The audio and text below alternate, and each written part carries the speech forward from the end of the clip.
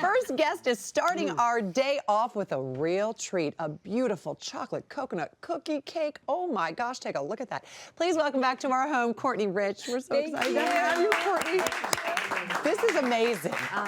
This is a yummy one. I say that about all of them, but like this one too. I mean, this is very impressive. I know you're always on the lookout for a new, interesting cake that you can create, but this one was inspired by a childhood favorite cookie. Oh, one of my favorites. There's coconut, there's chocolate, there's shortbread, and I love it as a cookie, but I'm always thinking, well, how can I turn that treat into a cake? Right. You know, and so let's put all these elements into a cake, and here we have this great chocolate coconut cookie cake that I've created. That's very reminiscent of a Girl Scout cookie, I think we all know and love, to be completely honest with you.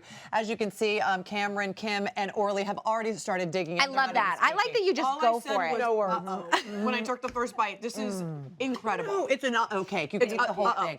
And believe it or not, it's pretty simple to make. It is. It is. I love this. Well, and we've got to say that it's inspired by Christina Tosi of Milk Bar.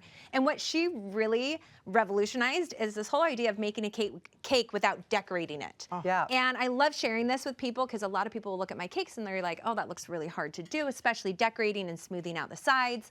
So we're taking out, taking away the outside layer of frosting and just stacking everything inside acetate strips. And that's the beauty of it all. And we're actually really going easy. to make the cake right here before your eyes. Yes. So it starts with a baked sheet cake. Yes, this is a half sheet pan. Okay. So we're used to a quarter sheet. This is a little bit less. This is half of my chocolate cake recipe. Oop, kind of loud, sorry. But you flip it out. Just like that. That's what Christina does. All right. Okay, and so what we get from here is 2 full 6-inch layers. And this is a cake ring? A cake ring. So this gives us a actual 6 inches, and it will go right against. Do you see how smooth the edges are? And they go right next to it. So then we're going to put in our second cake here. Look at that. Okay, but we're getting 3 layers. So the for the next thing we do a couple halves. Oh my gosh, you're not wasting anything. Yeah. That's wonderful. No, Christina's brilliant. She is my cake idol queen. Cake queen, right? So I'm gonna just move this. We're actually gonna save those. Oh, okay. Yep, we gotta use both of those. So let's bring this over. Now we're cleaning off our cake ring, and now we have this lined with acetate strips.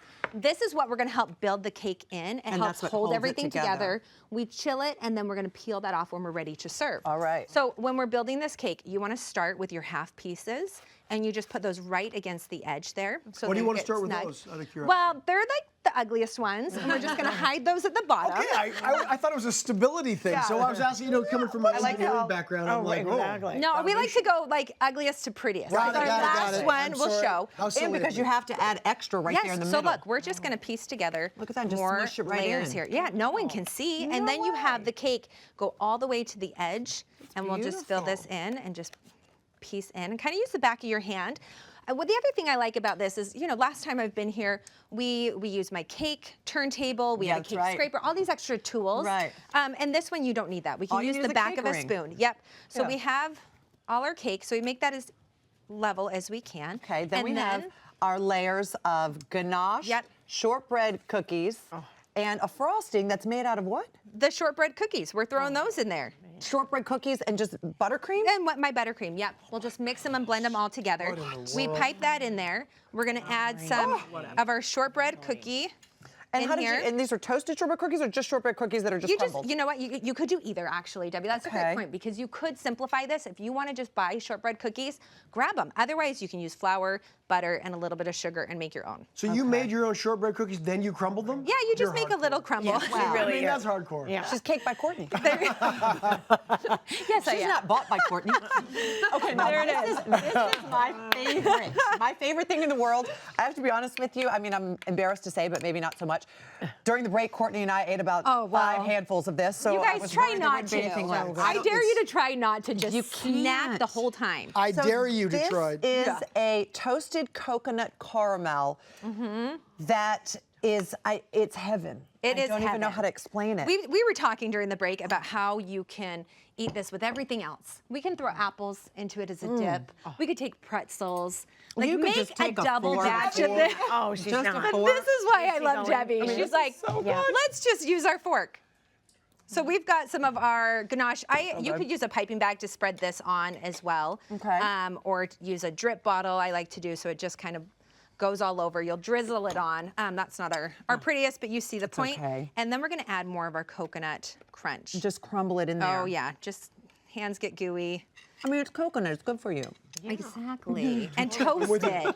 And toasted coconut. I think there's something, I cannot do just raw coconut. I don't know about you, but once it's toasted, I'll eat it by the everything. spoonful. Yeah. Me Oh, too. look at this. I turned my head. just And a little, Debbie's added just a like little. twice as much. I love it. Do you need to like press down in order to make it really Just to hold it dense? together. Yeah, so I use the back of your hand to kind of push that in, and then we'll take our next cake layer And we continue the and process. just continue. And so as you build it up, you will have to add another acetate strip. Let me wipe my hands. I have got chocolate all over. I'd lick them, but I feel like maybe that's not Well, great it's to do. okay. We're all family here. So then you take this and you put this in the fridge. Yep. Or the freezer for up to 12 hours. Why? Yeah, you want to set it because we want to pull away the acetate strips in a little bit. Okay. And it will give us this really clean look on the outside. And then it's easier to serve. Look how tall it is. It'll be easier to serve once it's cold. So this is the cake 12 hours later. But if you needed to, you could keep it in the refrigerator Oh, for absolutely. up to 2 weeks, right? I think you always need to cover it, whether you're putting it in the freezer or the fridge. The fridge will tend to dry it out a little quicker. So if you're going to do the fridge, just keep it in there for a little bit of time. Okay. Look at that. And then freezer though, keep it covered. But look how easy It's so that.